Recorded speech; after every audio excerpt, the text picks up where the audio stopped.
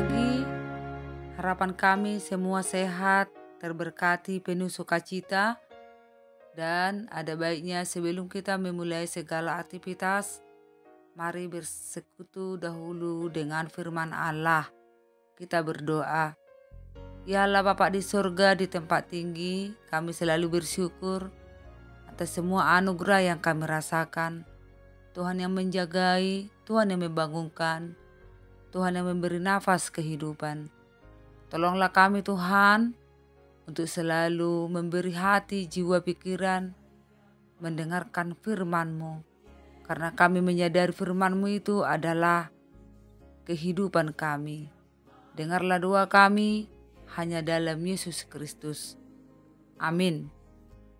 Firman Allah yang menjadi renungan buat kita pada channel YouTube HKBP Setia Negara Sabtu 23 Agustus 2025 yang tertulis dalam Daniel pasal 11 ayat 32. Beginilah bunyinya. Dan orang-orang yang berlaku fasik terhadap perjanjian akan dibujuknya sampai murtad dengan kata-kata licin. Tetapi umat yang mengenal Allahnya akan tetap kuat dan akan bertindak.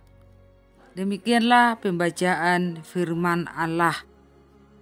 Bapak, Ibu, saudara-saudari terkasih dalam Yesus Kristus, dalam hidup ini kita harus mempunyai prinsip dan komitmen sekalipun harus menghadapi tantangan.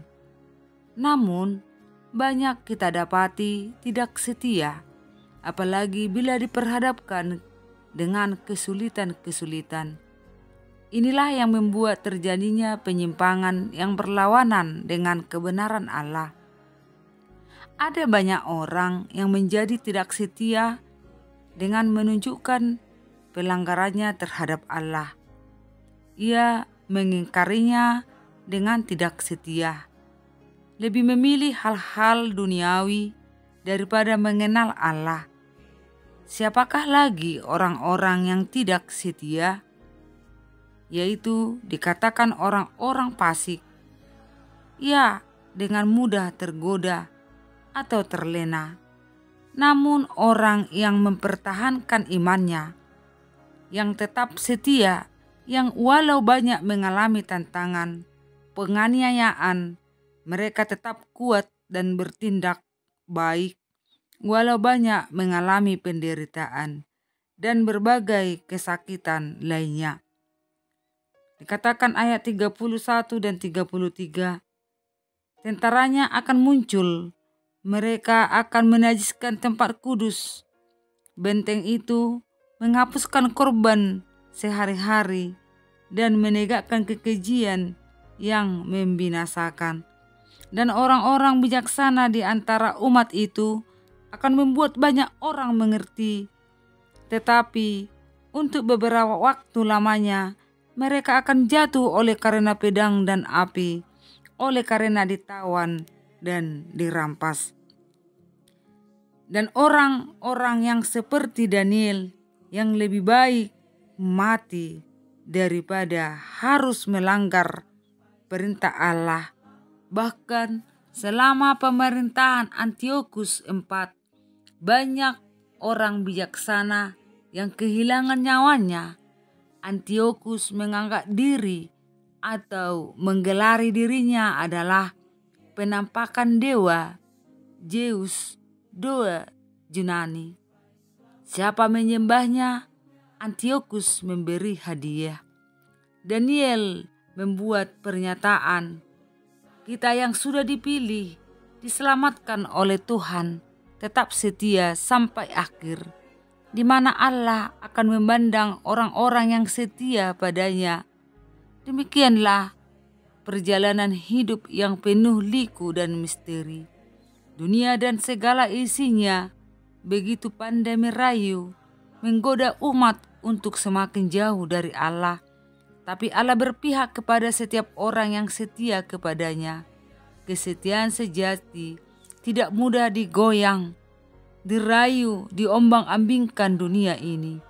Beriman teguh, itulah modal dasar agar jangan murah terjatuh, tetapi dia kuat, tidak mudah diperdaya oleh iblis. Karena itu, pakailah firman Allah sebagai senjata untuk melawan dunia dan godaan-godaan setan. Agar apapun yang terjadi, tetap setialah. Tunjukkan dalam hidupmu, tindakanmu, dan dalam kehidupan sehari-hari, engkau adalah pengikut Yesus yang setia. Kita berdoa. Syukur padamu Allah atas firman yang kami dengarkan. Kiranya kesetiaan kami tetap kami tunjukkan. Walau kadang kami harus menderita, walau kadang kami harus menangis. Tetapi jangan kami melihat hidup kami sementara dan dari sisi dunia ini. Orang-orang yang setia, Allah akan memberikan hadiah yang tidak bisa diberikan oleh dunia ini, yaitu hidup kekal. Kami percaya Tuhan, semuanya akan diberikan Allah. Bapa di dalam surga, kami berdoa buat seluruh jemaat-Mu. Engkau yang memberkati anak-anak kecil. Engkau yang memberi hikmat kebijaksanaan kepada yang dalam studi atau sekolahan. Biarlah mereka anak yang takut akan Tuhan. Biarlah mereka Tuhan selalu menaruh hatinya menjadi pendoa agar anak-anak kami semuanya boleh meraih masa depan mereka. Ya Bapa di surga, ke dalam tangan-Mu kami serahkan kehidupan seluruh jemaat-Mu. Yang dalam keadaan sakit, dalam pemulihan, sembuhkan dengan kuasa Roh Kudus-Mu. Topang yang lemah, hibur orang-orang yang berduka, yang kehilangan orang-orang yang mereka sayangi. Demikian juga Tuhan, seluruh jemaat-Mu yang ulang tahun perkawinan dan ulang tahun panjang umur. Biarlah Tuhan beri sukacita, tambah rejeki lewat anak dan pekerjaan, dan ingatkan untuk selalu bersyukur kepada Allah. Demikian juga Tuhan, mata pencarian seluruh jemaat dan para hamba-Mu. Tuhan yang memberi rejeki, Tuhan yang menyediakan kehidupan jasmani dan rohani. Ingatkan kami Tuhan untuk tidak ragu dan takut, bahwasanya Allah kami yang begitu baik, Allah yang begitu peduli. Ada banyak kerinduan dan persoalan kehidupan kami.